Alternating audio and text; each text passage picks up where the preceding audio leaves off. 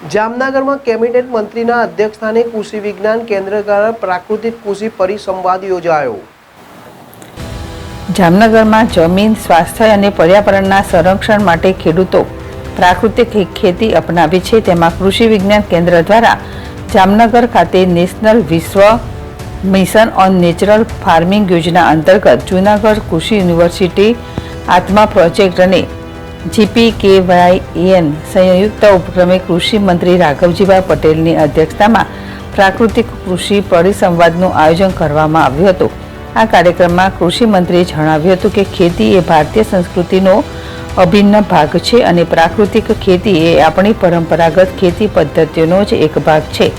રાસાયણિક ખાતરો અને જંતુનાશકોના વધુ પડતા ઉપયોગથી જમીનની ફળદ્રુપતા ઘટી રહી છે, જેના કારણે સ્વાસ્થ્ય અને પર્યાવરણને પણ નુકસાન થઈ રહ્યું છે।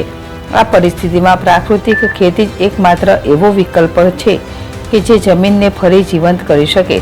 મંત્રીએ ઉમેર્યું હતું કે પ્રાકૃતિક કૃષિ અપનાવીને ખેડૂતો ઉત્પાદન ખર્ચ ઘટાડી શકે છે અને વધુ સારી ગુણવત્તાવાળા પાકનું ઉત્પાદન કરી શકે છે।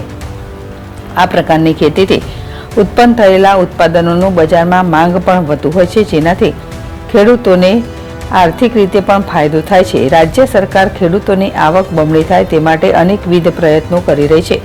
ટેકાના ભાવે ખરીદી કરી સરકાર દ્વારા જણસના પૂરતા ભાવ મળી રહ્યા છે। આ ઉપરાંત બાગાયત ખેતી, સિંચાઈ, વીજળી, ખાતર અને કૃષિ સાધન સહાય વગેરેમાં સબસિડી આપી સરકાર ખેડૂતોને મદદરૂપ થઈ રહી છે। આ પરિસંવાદમાં જામનગર જિલ્લાના પ્રગતિશીલ ખેડૂતો, કૃષિ વૈજ્ઞાનિકો અને કૃષિ વિભાગના અધિકારીઓ હાજર રહ્યા હતા।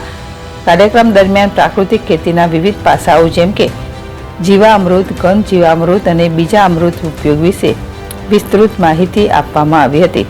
ખેડૂતોએ પ્રાકૃતિક ખેતીમાં પોતાના સફળ અનુભવો પણ રજૂ કર્યા હતા, જે અન્ય ખેડૂતો માટે પ્રેરણાદાયક બન્યા હતા।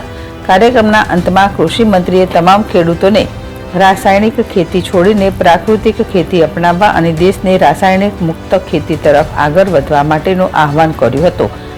આ પ્રસંગે જૂનાગઢ કૃષિ યુનિવર્સિટીના કુલપતિ VP Chovatiya, doctor Thobhanbhai Dholariya, doctor MD Khanpara, સંશોધન નિયામક ડૉક્ટર AG પાનસુરિયા, વિસ્તરણ શિક્ષણ નિયામક ડૉક્ટર NB જાદવ, કૃષિ વિજ્ઞાન કેન્દ્ર જામનગરના વડા ડૉક્ટર બારૈયા, બાજરા સંશોધન કેન્દ્રના વડા ડૉક્ટર KD મુંગરા, જિલ્લા ખેતીવાડી અધિકારી ડૉક્ટર RS ગોહિલ, નાયબ ખેતી નિયામક ડૉક્ટર KS ઠક્કર સહિત બહોળી સંખ્યામાં જિલ્લાના પ્રગતિશીલ ખેડૂતો ઉપસ્થિત રહ્યા હતા। હર્ષલ ખંડેરિયા, ZSTV, જામનગર।